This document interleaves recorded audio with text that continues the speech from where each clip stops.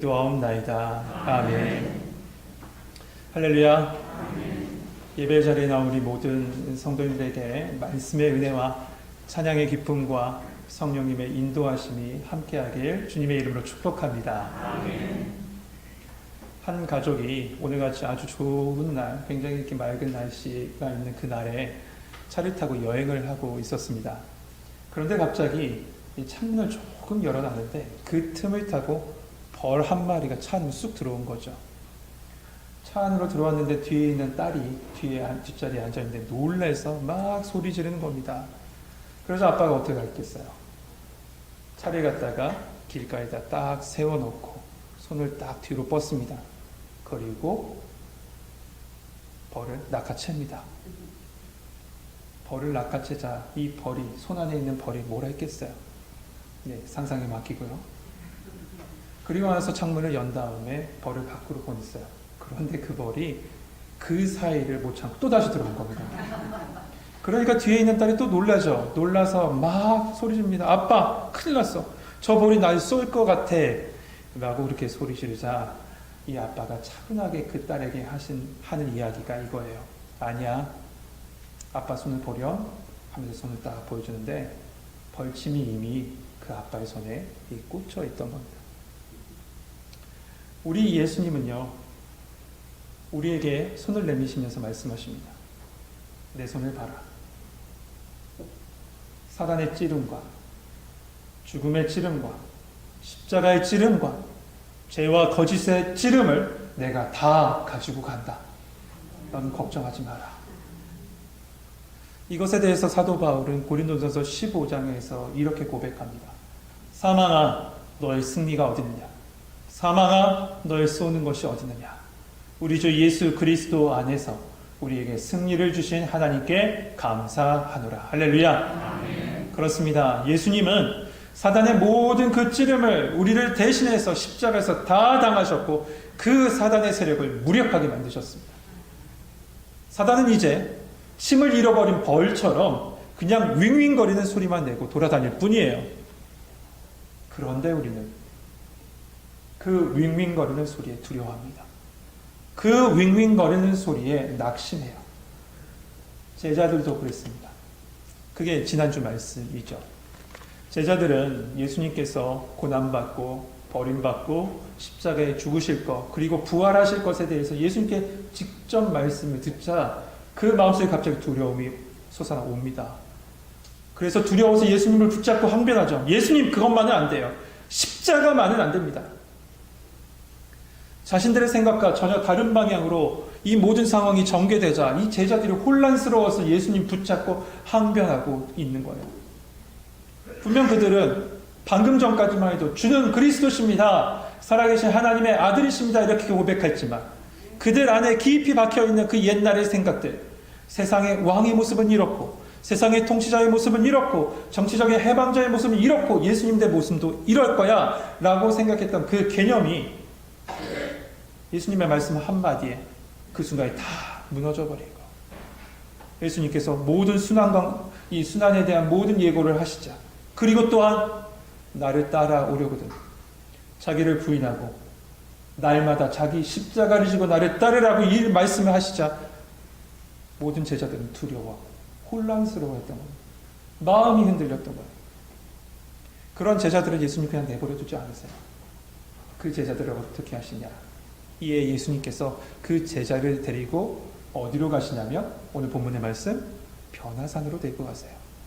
여러분, 이 시간은 여러분이 걸어서 온 것 같지만 예수님께서 여러분을 이끌어서 지금 변화산에 올라오게 하신 겁니다. 우리 함께 지금 이 시간은 변화산에 같이 올라온 겁니다. 여러분, 그곳에서 어떻게 예수님께서 제자들을 회복시키시고 다시 믿음의 사람으로 세우시는지 그 모습을 보면서 우리 안에 아직도 있는 두려움이 있습니까? 낙심이 있습니까? 좌절이 있습니까? 그 모든 자리에서 일으키시는 그 주님의 손길을 기대하면서 이 시간에 말씀 앞으로 나가는 은혜의 시간 되길 주님의 이름을 축복합니다. 아멘. 우리 2절 말씀 같이 한번 읽어보겠습니다. 2절 같이 읽겠습니다. 시작.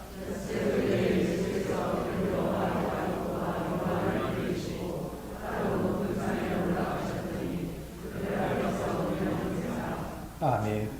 오늘 말씀은 2절에서부터 8절 중심으로 같이 말씀을 나누겠습니다. 본문의 시작은 이때가 언제인지를 가르쳐주는 그 시간, 엿새 후라는 말로 시작합니다. 성경에 보면 이렇게 구체적인 시간을 이렇게 우리에게 가르쳐주는 경우가 많지 않습니다. 드물어요. 흔치 않아요. 그러므로 이 엿새 후라는 포인트를 여러분 잘 잡으셔야 돼요. 그렇다면 이 엿새 후라는 기준점이 되는 날이 언제예요? 그 기준점이 되는 날이 언제일까요? 바로 가이사 빌립보에서요. 빌립보 그 가이사랴에서 제자들이 뭐라고 고백했습니까? 지난주 말씀이죠. 주는 그리스도시요 살아계신 하나님의 아들이십니다. 또한 그곳에서 예수님은 십자가 지실 것 그리고 부활하실 것을 그곳에서 말씀하셨습니다. 그때로부터 엿새 후예요. 왜 말씀이 이 그때를 중심으로 이렇게 말씀이 전개되냐면 그만큼 그 순간의 모든 고백과 예수님의 순환이 중요하다는 거예요. 왜냐? 예수님이 누구신지 그곳에서 밝히고 있고 왜 예수님께서 이 땅에 오셨는지를 가르쳐주고 보여주는 말씀이기 때문에 그만큼 그 가이사 빌립보에서 했던 제자의 고백과 예수님의 그 십자가 그 순환에 대한 이야기가 아주 중요한 말씀이라는 거죠. 여러분, 예수님은 그리스도시고 살아계신 하나님의 아들이십니다. 또한 예수님은 나의 죄를 사하시기 위해서 이 땅에 오셨고 십자가 지셨고 부활하셔서 우리에게 부활 소망을 주셨습니다. 여러분, 이 고백이 그 누구의 고백도 아닌 신령과 진정으로 여러분의 입술과 마음에서 드려지는 나의 고백되는 은혜가 있길 주님의 이름으로 축복합니다. 아멘. 그런데 예수님께서 이 변화산에 제자들을 데리고 가시는데 제자들 전체를 데리고 다 올라가신 것이 아니라 말씀해 보면 베드로와 야고보와 요한 이 세 사람을 데리고 가셨어요. 성경에 보면 종종 이 세 제자만 데리고 가신 경우들을 보게 됩니다. 야이로의 딸을 고치실 때도 그 딸의 집에, 그 야이로의 집에 있었던 모든 사람을 다 쫓아내신 후에 오직 이 세 사람만 데리고 들어가셔서 그 딸을 고쳐주셨죠. 겟세마네 동산에도 예수님께서 마지막 기도를 드리는 그 순간에도 이 세 제자만 데리고 가셨어요. 그리고 오늘 본문에도 그렇습니다. 저는 이런 말씀을 보면요, 읽다 보면 참 기쁩니다. 왜냐하면 사도 요한이 빠지지 않기 때문에 그래요. 왠지 모를 이 뿌듯함이 있습니다. 같은 요한으로서. 예, 또 안도감도 들기도 하고요. 아쉬우시면 이름 바꾸시면 돼요. 그런데 여러분 반대로 생각하는 분들도 계시더라고요. 아니 예수님 왜 차별하시는 거예요? 이 세 제자를 제외한 나머지 9명의 제자는 뭐가 됩니까? 이렇게 생각하고 말하는 분도 있더라고요. 하지만 여러분 기억하세요. 모든 건 다 하나님의 주권 아래 있습니다. 그것을 부정하지 마십시오. 그것에 대항하지 마세요. 그 모습은 하나님을 하나님으로 인정하지 않는 겁니다. 하나님께서 나에게 가장 알맞게 가장 선한 곳으로 인도하셨고 그리고 인도하실 줄 믿습니다. 그리고 한번 거꾸로 또한 우리가 한번 생각해 봅시다. 그 낮은 자존감으로 불평만 하지 마시고 이렇게 한번 생각해 보세요. 거룩한 열심과 거룩한 소망을 가지고 하나님 나도 그 안에 있기를 원합니다. 나도 이 세 사람 안에 있기를 원합니다. 이렇게 소망하면서 기도할 수 있는 우리 성도님 되시길 주님의 이름으로 축복합니다. 아멘. 그런데 여러분 생각하실 것이 하나 있습니다. 저기 미국에 가면 이 자율과 복지의 천국으로 유명한 IT 기업 중에 구글이라는 회사 아시죠? 그 구글 회사 그 다니는 사람들의 모습을 보면 뭐 출퇴근도 자유롭고 뭐 회사 가서도 거의 뭐 놀이동산 가듯이 놀고 당구 치고 뭐 공연 콘서트 보고 이런 모습만 보여져요. 그래서 정말 꿈의 직장이다. 놀면서 돈 번다. 이렇게 생각을 합니다. 그런데 그 회사의 한 여성 임원, 한국인 한 여성 임원이 나와서 인터뷰하는 내용을 들었는데 그런 얘기를 합니다. 이런 회사에 선택받는 것은 참 큰 축복입니다. 그러나 그것에 상응하는 또한 책임도 주어집니다. 책임이 있어요. 베드로, 야고보, 요한 마찬가지였습니다. 베드로는 예수님을 십자가에 내몬 그 사내들인 공회 앞에서 서서 예수가 그리스도십니다. 하나님의 아들이십니다. 매 맞고 쫓겨나면서도 그곳에서 예수님을 증거했습니다. 그리고 예루살렘 교회 기둥으로서 예루살렘 교회를 책임지며 세웠고 마지막으로 십자가에서 순교했어요. 그것도 거꾸로요. 야고보는 어떻습니까? 최초의 순교자가 되잖아요. 말씀 가운데 아예 기록되어 있지 않습니까? 최초의 순교자. 또한 요한은 어떻습니까? 우리는 요한 하면 예수님의 사랑을 전파하고 참 오래 산 사람, 그것으로만 기억하지만 여러분 생각해 보세요. 그 살아있는 그 세월 동안 얼마나 수많은 고난을 당했고 그 고난 속에서 오직 하나님만 바라보고 살아가는지, 그리고 마지막 순간에는 자기 집에서 생을 마감한 것이 아니라 저 유배지에서 그의 생애를 마감하는 모습을 보게 돼요. 그만큼 이 세 사람에게 책임이 있더라고요. 성도 여러분, 왜 나는 아닙니까? 왜 나에게는 안 주십니까? 이런 불평하는 마음이 아니라 하나님 나를 써주십시오. 하나님 나를 보내주세요. 이런 거룩한 소망과 열심을 품을 수 있는 우리 성도님 되시길 주님의 이름으로 축복합니다. 아멘.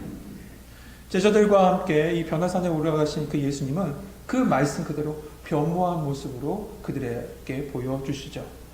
그런데 누가복음에 보면 그 예수님의 모습이 언제 변했는지에 대해서 이렇게 기록하고 있어요. 누가복음 9장 28절 29절 말씀에 예수께서 베드로와 요한, 야고보를 데리고 기도하시러 산에 올라가사 기도하실 때 용모가 변하고 그 옷이 휘어져 광채가 나더라. 기도하러 올라가셔서 뭘 하실 때요? 기도하실 때예요. 기도하실 때 그 용모가 변화되고 광채가 났다고 얘기합니다. 예수님께서 하나님 되심을 그 순간에 드러내신 거죠. 그런데 오늘 본문의 기록에 보면 마가는 아주 독특한 표현을 이 본문에 쓰고 있는데요. 3절 말씀 보세요. 그 옷이 광채가 나며 세상에서 빨래하는 자가 그렇게 희귀할 수 없을 만큼 매우 휘어졌더라 라고 되어 있습니다. 여기서 휘어졌다라는 이 말, 이 단어는 주로 천상계에 있는 그 화려함, 찬란함을 드러낼 때 쓰는 단어라고 얘기해요. 그래서 세상의 그 어떤 것과도 비교할 수 없는 그 찬란함을 표현하고자 세상에 빨래하는 자가 그렇게 희귀할 수 없다라고 이렇게 표현한 것이죠. 그런데 여러분, 그 순간에 그런데 예수님이 언제 이런 모습으로 변화됐다고 했습니까? 방금 전에 말씀드렸죠? 기도하시던 그 순간이에요. 여러분 이거 기억하십시오. 예수님도 기도하시면서 하나님의 거룩함을 드러내셨어요. 우리는 그리스도의 자녀죠. 우리는 하나님의 성전으로 이렇게 부름받은 사람입니다. 그리고 살아갑니다. 그러나 살아가다 보면 참 그 거룩함이 세상의 더러움에 덮일 때가 많아요. 세상의 더러움에 가려질 때가 참 많더라고요. 그럴 때마다 우리가 앉아 있어야 될 자리는 바로 기도의 자리입니다. 그 기도의 자리는 다시 하나님을 내 안에 모시는 자리거든요. 하나님을 내 안에 모심으로 말미암아 그 하나님의 거룩한 빛을 통해서 내 안에 찾아왔던, 나를 덮고 있던 그 어둠의 권세를 다 물리치고 그 더러움을 깨끗하게 하는 시간입니다. 그러므로 성도 여러분, 이 기도의 자리를, 주님을 만나고 주님의 거룩함을 내 안에 담는 이 기도의 자리를 사모할 수 있는 우리 모든 성도님 되시길 주님의 이름으로 축복합니다. 아멘. 그런데 이렇게 예수님께서 변화된 모습으로 그 자리에 계셨는데 그 자리에 제자들, 새 제자들을 제외한 그 자리에 함께 있는 사람들이 보여집니다. 구약에 있는 두 사람들 누군가요? 모세와 엘리야. 네, 그냥 얘기하셔도 돼요. 왜 이렇게 쑥스러워하세요? 모세와 엘리야입니다. 여러분, 그런데 왜 모세와 엘리야가 그 자리에 함께 있었을까요? 예수님과 왜 함께 있었을까요?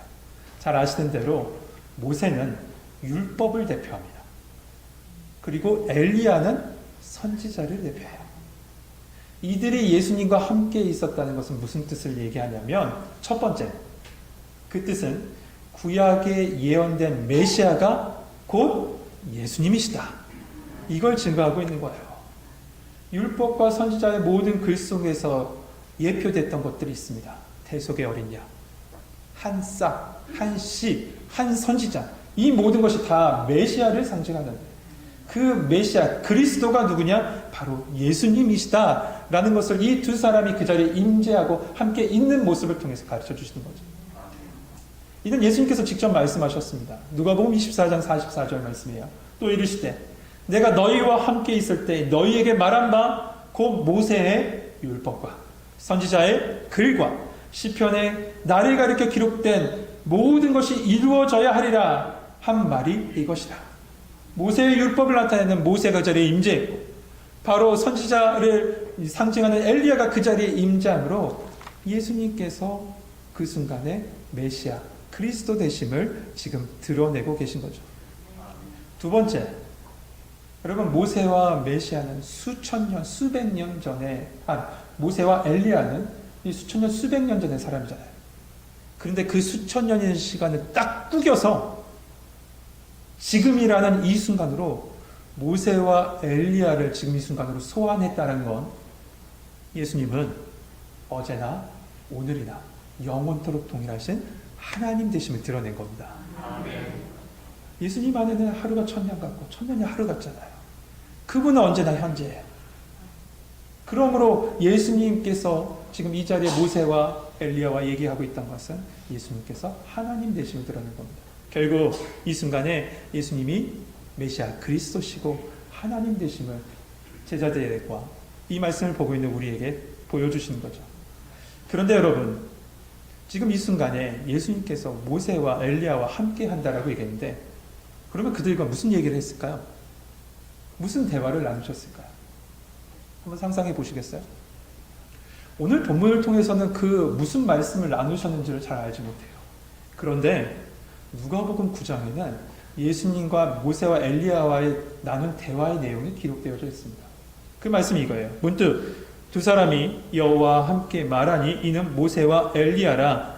영광 중에 나타나서 장차 예수께서 예루살렘에서 별세하실 것을 말할세.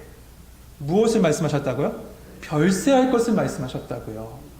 그러니까 고난받고 버림받고 십자가에 죽으실 것을 말씀했다는 겁니다. 이 말은 또 뭡니까? 바로 전이죠. 빌립보 가이사랴 지방에서 제자들에게 예수님께서 말씀하셨던 그 순환 예고를 다시 지금 엘리야와 지금 모세와 같이 이야기를 나누고 계신다는 거예요. 그런데 여러분, 이 순간에 이 순환과 죽음만 말씀하신 것은 아닌 것 같아요. 왜냐하면 별세라는 말 때문에 그래요. 이 별세라는 단어가 헬라어로 어떤 단어를 쓰냐면 엑소도스라는 단어를 씁니다. 여러분 어디서 많이 들어보시지 않으셨어요? 엑소도스? 네, 출애굽을 엑소도스라고 얘기하잖아요. 어린 양의 피, 그 피로 말미암아 애굽에서 구원하신 하나님의 은혜를 말씀하잖아요. 그것은 다시 말해서 오늘 말씀을 통해서 별세하실 것을 말씀하셨다는 것은 이런 의미예요. 십자가를 통해서, 예수 보혈을 통해서 구원의 은혜를 모든 사람에게, 예수님을 믿는 자에게 주실 것을 말씀해주고 계신다는 사실입니다. 여러분, 이 모든 것을 종합해 보면 이 변화산의 사건을 통해서 예수님이 누구시고 왜 이 땅에 오셨는지를 다시금 제자들에게 가르쳐 주신 거죠. 그런데 그 순간에 이 세 명의 제자들은 뭘 하고 있었을까요? 누가복음 9장 32절에 보면 깊이 졸더라 라고 되어 있습니다. 이 순간에도 자고 있어요. 저는 이 말씀이 얼마나 위로가 되는지 모릅니다. 예수님과 함께 했고 그 변화산, 얼마나 거룩한 산입니까?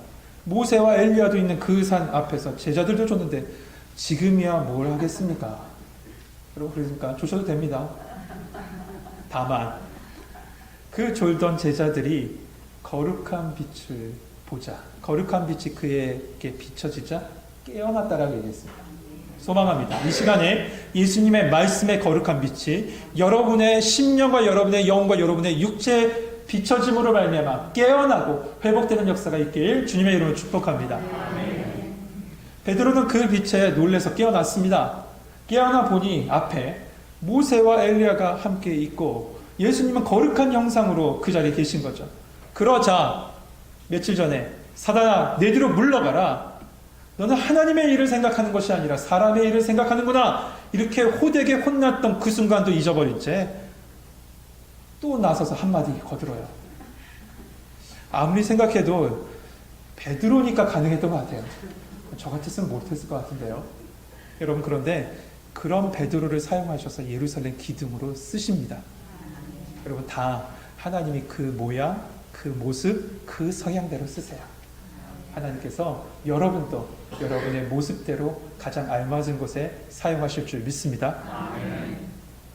베드로는 이렇게 말합니다. 우리 5절 말씀 같이 한번 읽어보죠. 5절 같이 읽겠습니다. 시작.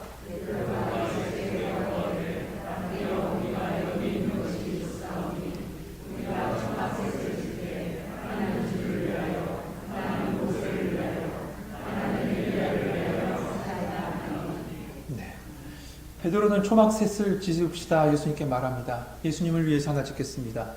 모세를 위해서 하나 짓겠습니다. 엘리야를 위해서 하나 짓겠습니다. 이곳에 머무시죠. 이곳이 너무나도 좋습니다. 그런데 말씀에 보면 베드로는 이 말을 왜 했는지 본인은 알지 못한다고 되어 있어요. 거룩함에 취해서 본인은 무슨 말을 했는지 알지 못했고 아마도 생각되어진 건 옆에서 보고 있던 야고보와 요한이 나중에 너가 그때 그 얘기를 했어. 이렇게 가르쳐줘서 알 수 있었던 것 같아요. 그나마 다행인 건 그런 상황 속에서 이야기한 내용 중에 그나마 다행인 건 자기를 위해서 집 짓자는 얘기를 안 했기 때문에 참 다행인 것 같습니다. 여러분 간혹 자기의 영광을 위해서 이 순간에도 집을 짓는 사람이 있습니다. 이 순간에도 말이에요. 그런데 그때 구름이 밀려옵니다. 그리고 그곳에 구름이 덮여져요. 그리고 그 사이에서 음성이 들리기를 이는 내 사랑하는 아들이니 너희는 그의 말을 들으라 하신지라. 하나님의 거룩한 임재가 그곳에 임한 겁니다. 이것을 신학적으로 하나님의 현현이라고 이렇게 얘기하는데요. 이러한 모습이 말씀 가운데 신약의 말씀 가운데 총 3번 보여져요. 첫 번째는 언제냐면 예수님께서 공생애를 시작하는 그 시점에서 세례 요한에게 세례를 받으실 그때입니다. 그때 하나님께서 말씀하셨죠. 너는 내 사랑하는 아들이라. 내가 너를 기뻐하노라. 하나님의 신임장과 같은 그 말씀을 그 순간에 예수님께 선포하신 겁니다. 하나님께서 직접이요. 또한 요한복음 12장 28절에 보면요. 십자가를 앞둔 그 시점에 하나님께서 임재하셔서 말씀하세요. 그 말씀이 이렇습니다. 하늘에서 소리가 나서 이르되 내가 이미 영광스럽게 하였고 또 다시 영광스럽게 하리라 하시니. 예수님의 십자가의 죽으심과 그 부활이 하나님의 영광을 위한 것임을 하나님께서 직접 증언하고 계신 거예요. 그리고 마지막에 바로 그 중간 사이에 껴있는 오늘 말씀이죠. 하나님께서 뭐라고 말씀하십니까? 이는 내 사랑하는 아들이니 너희는 그의 말을 들으라. 우리 같이 합시다. 너희는 그의 말을 들으라. 오늘 말씀의 제목이기도 합니다. 왜 이 제목을 정했을까요? 예수님을 분명 제자들은 그리스도시요 살아계신 하나님의 아들로 고백했습니다. 하지만 십자가와 부활을 부정했습니다. 그렇던 그 제자들에게 지금 하나님께서 직접 그 자리에 임재하셔서 예수님의 말씀을 들으라 라고 말씀하고 계신 거예요. 그러니까 하나님께서 직접 예수님이 누구시고 예수님이 왜 이 땅에 오셨는지를 확증해 주신 것이고 제자들의 그 흔들린 마음, 잘못된 신앙관을 고쳐주시고 바로잡고 계신 겁니다. 성도 여러분 이 시간은 말씀을 전하는 서두에 말씀드렸지만 우리 모두 다 변화산에 올라오는 시간이라고 했습니다. 하나님께서 거룩하게 이 자리에 임재하셔서 여러분의 심령 가운데 온전한 복음이 다시 한번 선포되고 여러분의 흔들렸던 마음이 다시 한번 세워지길 소망합니다. 예수님은 이곳에서 그 변화산 그곳에서 거룩한 형상을 모습을 보이시고 모세와 엘리야를 대동하시면서 별세에 대한 이 얘기를 하셨습니다. 그 말씀을 우리 가운데 보여주신 것은 단 한 가지밖에 없어요. 무엇이냐? 예수님이 바로 그리스도시다. 살아계신 하나님의 아들이시다. 그리고 그분은 우리의 죄를 사하시기 위해서 십자가에 지셨고 십자가의 죽으심으로 말미암아 영원한 사망 가운데 머문 것이 아니라 그 사망에서 일어나셔서 부활의 생명을 주셨다. 이 부활 생명은 마지막 때에 주어진 것만 아니다. 지금 이 순간에도 부활의 능력이 있고 영원한 생명의 부활 또한 우리 가운데 있다. 그것을 가르쳐 주신 것입니다. 그리고 하나님께서 임재하셔서 마지막에 너는 그의 말을 들으라 라고 하시면서 확증해 주신 거예요. 확증의 도장을 찍어 주신 겁니다. 여러분 이러한 은혜가 여러분과 함께하길 소망합니다. 그런데 성도 여러분 잊지 말으셔야 될 것이 한 가지가 있어요. 두 가지네요. 먼저는 뭐냐면 8절 말씀인데요. 같이 한번 읽어볼까요? 8절 같이 읽겠습니다. 시작.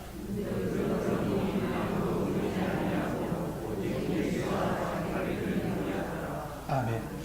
이 순간에 남겨져야 될 것은 오직 예수밖에 없습니다. 예수님만 남겨져야 돼요.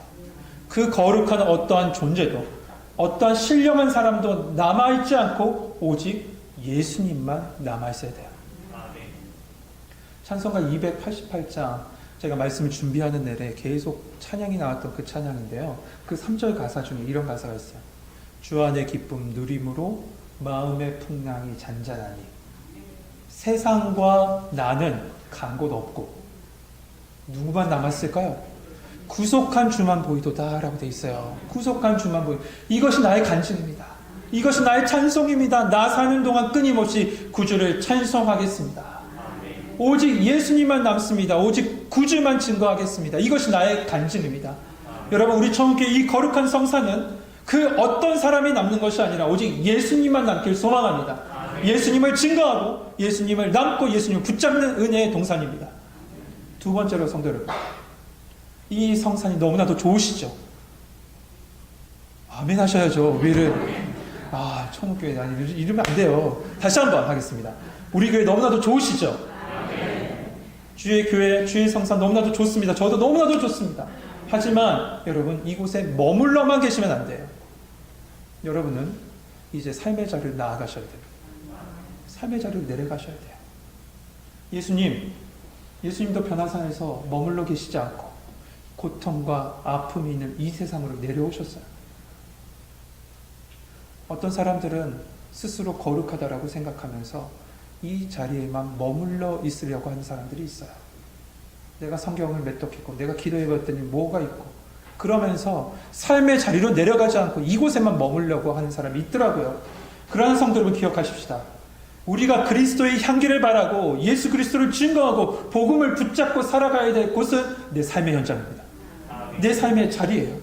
여러분, 그곳에서 그리스도의 향기를 바라시고 그곳에서 예수 그리스도를 붙잡고 살아가는 성도 되시길 주님의 이름으로 축복합니다. 사랑하는 성도 여러분, 오늘 이 예배 속에 변화산의 축복을 우리 함께 말씀을 나눴습니다.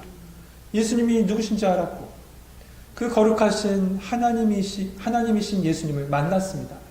또한 여러분의 믿음, 그 믿음이 온전하게 세워지는 은혜의 동산이기도 합니다. 분명 제자들은 그 마음이 흔들렸어요. 우리의 마음도 세상 살다 보면 참 흔들릴 때가 많죠. 이것이 맞나? 저것이 맞나? 예수님 따르는 것이 맞나? 많이 흔들릴 때가 있죠. 이곳에 올라오게 하신 건 여러분이 올라온 것이 아니라 하나님께서, 성령님께서 여러분의 마음을 붙잡으셔서 걸음을 이끄셔서 이 자리에 올라오게 하신 줄 믿습니다. 왜요? 여러분의 마음 붙잡기 위해서. 오직 우리가 바라보아야 되고 붙잡아야 될 것은 믿음의 주요 온전케 하신 예수밖에 없음을 가르쳐 주시기 위해서요. 여러분, 이 시간에 그 예수님 붙잡는 은혜의 시간 되길 소망하고요. 그러나 여러분, 삶의 자리로 내려가셔야 됩니다. 일주일 동안 내 삶의 자리에서 오직 주님 손 붙잡고 동행하시되 그 모든 순간순간마다 은혜의 순간이 되시고 또한 그 순간 속에서 그리스도의 향기, 예수님의 복음을 증거하고 바랄 수 있는 우리 성도 되시길 주님의 이름으로 축복합니다. 아멘. 기도하겠습니다. 하나님, 우리를 주의 성산에 오르게 하셔서 말씀으로 예수님 만나게 하시니 감사합니다. 분명 세상 살다가 혼란스러웠던 내 마음이 있습니다. 예수님 따르는 것이 맞나? 매일 지치고 쓰러지는 순간도 있지만 주님 이 자리에 불러주셨사오니 다시 복음으로 뜨겁게 타오르는 믿음의 걸음 걸어갈 수 있도록 도와주시옵소서. 어둠의 권세 물리쳐 주시고 흔들리는 마음 세워주셔서 오직 그 마음 예수님 붙잡고 삶의 자리에 나가서 삶으로 복음을 증거하며 그리스도의 향기를 발할 수 있는 우리 모든 성도들 되게 하여 주옵소서. 예수 그리스도의 이름으로 감사하며 기도하옵나이다. 아멘.